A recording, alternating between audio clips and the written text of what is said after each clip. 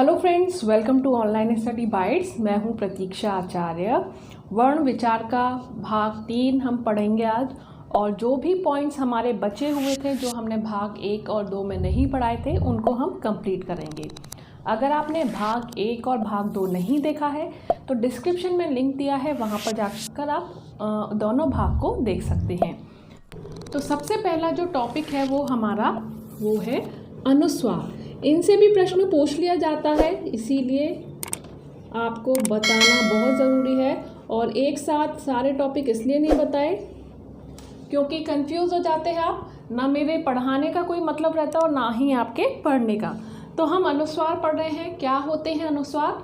जिन व्यंजनों को बोलते समय जो हवा है वो नाक से पास हो, यानी कि नाक का प्रयोग हो, उन्हीं को अनुस्वार कहते हैं। अनुस्वार लिखा नहीं जाता है। अनुस्वार का प्रयोग व्यंजनों के ऊपर या किसी भी वर्ण के ऊपर बिंदु लगा के किया जाता है। जैसे मैंने माँ लिखा है तो माँ के ऊपर बिंदु लगा दिया, का लगा है तो का के ऊपर बिंदु लगा दिया। तो इस बिंदु की तक को ही हम अनुस्वार कहते हैं।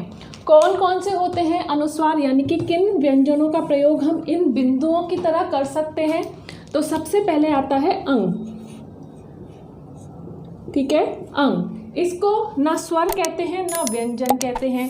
इसको क्या बोलते हैं? अयोगवाह। इसको भी हम पढ़ रहे हैं, इसको भी हम पढ़ने वाले थे, तो अब इसमें आ गया तो आप समझ लीजिए क्या होता है अयोगवाह। अयोगवाह ऐसे वर्ण होते हैं जो ना स्वर होते हैं और ना ही व्यंजन होते हैं। सिर्फ 2 होते हैं। कौन सा? एक तो ये अंग और ये अह। छोटी अंग और बड़ी अंग जिसे आप कहते हो, ये दोनों ही वर्ण क्या हैं? अयोगवाह हैं। ना ये स्वर की गिनती में आते हैं और ना ये व्यंजन की गिनती में आते हैं। कई बार क्वेश्चन भी पूछा गया है कि इनमें से कौन से वर्ण अयोगवाह हैं, तो अब आपका आंसर अंग और अह होगा। अब बात कर रहे हैं हम अनुस्वार की। अयोगवाह आपको समझ में आ गया होगा। अनुस्वार की बात कर रहे हैं तो ये अंग अनुस्वार है। कैसे? जैसे आप किसी का भी यूज़ करते हो, जैसे संयुक्त लिखा आपने, तो यहाँ पर आप देखोगे अंग बिंदी लगा दी, अंग की बिंदी लग गई है ये, तो ये जो बिंदी है ये क्या कहलाई जाएगी? अनुस्वार कहलाई जाएगी। अब व्यंजन अगर आपसे पूछा जाए कौन कौन से व्यंजन अनुस्वार होते हैं, तब आपको ध्यान रखना है हर वर्ग का 5वां वर्ण। जैसे बात करते हैं, सबसे पहला वर्ग कौन सा है? का वर्ग। का वर्ग का 5वां वर्ण कौन सा है? अंगा। ठीक। दूसरा वर्ग है चा वर्ग। चा वर्ग का 5वां वर्ण है अया। फिर तीसरा वर्ग है टा वर्ग। टा वर्ग का 5वां व्यंजन है अड़ा। फिर चौथा वर्ग क्या है हमारा? ता वर्ग। ता का 5वां व्यंजन न है। और लास्ट वर्ग है हमारा पा। पा का 5वां व्यंजन है माँ। तो हर वर्ग का 5वां व्यंजन अनुस्वार कहलाया जाता है। और इसका प्रयोग किसकी तरह होता है? बिंदु की तरह। स्वर पर या व्यंजन पर या किसी भी वर्ण पर बिंदु की तरह हम इसका प्रयोग करते हैं। ये लिखे नहीं जाते हैं, जब इनका बोलते हैं, जब इनको उच्चारण होता है तब ये लिखे नहीं जाते हैं। जैसे एक उदाहरण में लिख देती हूँ, कंचन। तो आप इसको क्या ऐसे लिखते हो? क्या आप इसको ऐसे लिखते हो कंचन को? नहीं, आप इसको इस अय की जगह अंक की बिंदी लगाते हो, इस बिंदु को लगाते हो, ये लिखते हो आप कंचन। अगर मैं लिखूं कंकाल, तो क्या आप इस कंकाल को इस तरह से लिखते हो?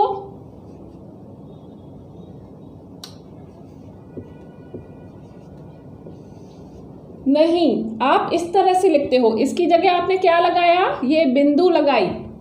तरंग, पतंग, अंक, जितने भी अंक का जो साउंड आ रहा है उसकी जगह हम अनुस्वार लगाएंगे। और अनुस्वार का चिन्ह क्या होता है? ये बिंदु। हर वर्ग का 5वां वर्ण अनुस्वार कहलाया जाता है। क्वेश्चन आ सकता है कि कौन सा इनमें से अनुस्वार है। ऑप्शन जैसे आपको दे रखा होगा क, ख, घ और अंग। तो आंसर क्या होगा? ये अंग। आई होप आपको अनुस्वार समझ में आ गया होगा। तो आगे बढ़ते हैं हम दूसरे टॉपिक की तरफ। बहुत ही सिंपल टॉपिक है। तो अनुस्वार हर वर्ग का 5वां वर्ण होता है। अब इसके बाद नंबर आता है अनुनासिक का। अनुनासिक, देखिए उसमें भी नाक का प्रयोग हो रहा था, इसमें भी नाक का प्रयोग होगा, लेकिन नाक के साथ साथ मुंह का भी प्रयोग होगा। यानी कि जब भी हम किसी अनुनासिक शब्द का या अनुनासिक व्यंजन का उच्चारण करेंगे तो नाक और मुंह दोनों से ही श्वास वायु बाहर की ओर आएगी। अब इसको भी नहीं लिखते हैं, इनके जो व्यंजन है उसको भी नहीं लिखते हैं। इसका प्रयोग कैसे होता है? इसका प्रयोग चंद्र बिंदु, इसको हम चंद्र बिंदु कहते हैं, चंद्र बिंदु की तरह होता है। इसी को अनुनासिक बोला जाता है। जैसे आप लिखते हो चांद, चांद में आपके जो हवा है वो नाक से भी आ रही है और मुंह से भी, तब आप ये चंद्र बिंदु लगाओगे और ये चंद्र बिंदु क्या कही जाती है? अनुनासिक। अब बहुत सारे अनुनासिक की जगह अनुस्वार लग जाता है, वहाँ पर हम अनुनासिक नहीं लगा सकते। जैसे आप लिखते हो मैं, तो जहाँ पर ध्यान रखिए सिंपल आ की मात्रा है तो वहाँ पर हम ये चंद्र बिंदु लगा सकते हैं, लेकिन इसके अलावा कोई और मात्रा है तो वहाँ पर अनुनासिक की जगह क्या लगेगा? अनुस्वार लग जाएगा। वहाँ पर आप चंद्र बिंदु नहीं लगाते, ठीक है? वहाँ पर आप क्या लगाओगे? वहाँ पर आप अनुस्वार का प्रयोग करते हो। तो अनुनासिक का प्रयोग कैसे होता है? चंद्र बिंदु के रूप में। तो जहाँ पर भी जिस शब्द में चंद्र बिंदु हो वही अनुनासिक है। तो क्वेश्चन किस तरह से आ सकता है कि इनमें से कौन से शब्द में अनुनासिक प्रयोग हुआ है, या फिर सिर्फ आपको सिंबल दे दिए जाएं, ये वाला, ये वाला, ये वाला या फिर ये वाला। तो इसमें से पूछा जा सकता है कि कौन सा अनुनासिक है, तब आपका सही आंसर ये होगा। आई होप आपको अनुनासिक भी समझ में आ गया होगा। अब हम फिर से एक बार और आपको बता देते हैं अयोगवाह। अयोगवाह क्या होते हैं? ऐसे वर्ण होते हैं जो ना स्वर होते हैं और ना ही व्यंजन होते हैं। अयोगवाह इनको कहा जाता है। ना ही स्वर है और ना ही व्यंजन है। इनकी संख्या कितनी है? सिर्फ 2 ही है, एक ये अंग और अह। ठीक, अब अह के पीछे क्या लग रहे हैं? 2 बिंदु हैं और इन 2 बिंदुओं को हम क्या कहते हैं? विसर्ग कहते हैं। विसर्ग, इनका प्रयोग विसर्ग संधि में होता है। ठीक है, उच्चारण कैसे निकलता है? ह की तरह। उच्चारण जब हम बोलेंगे तो इसका साउंड कैसे आएगा? ह की तरह। जैसे स, ह, सह। ठीक है, एक और उदाहरण देख लेते हैं। प्रायः, तो जहाँ पर भी ये विसर्ग लगेगा इसको क्या कहते हैं? विसर्ग कहते हैं।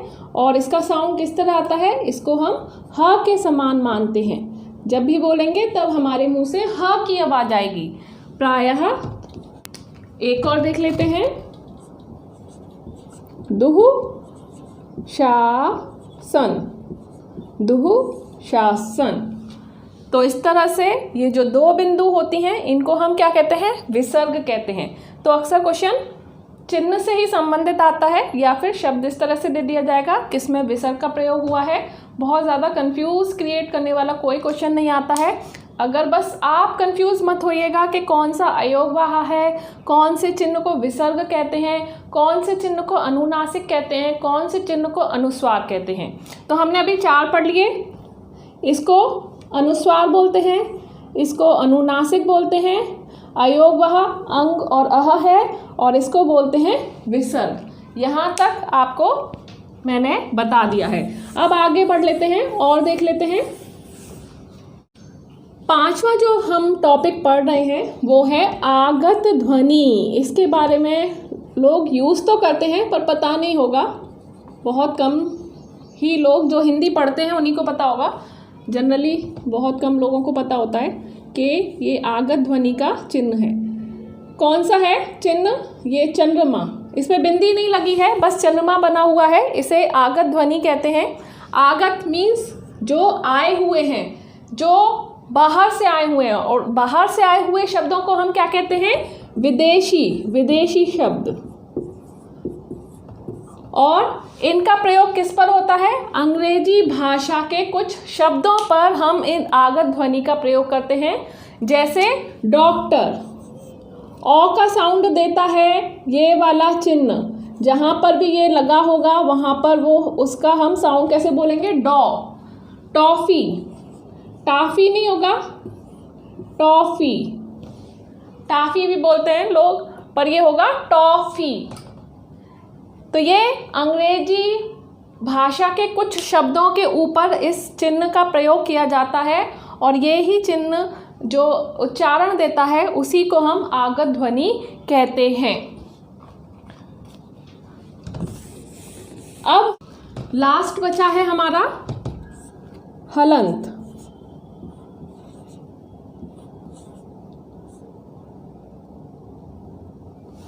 हलंत, देखिए यहाँ पर अनुस्वार लग गया है हलंत में।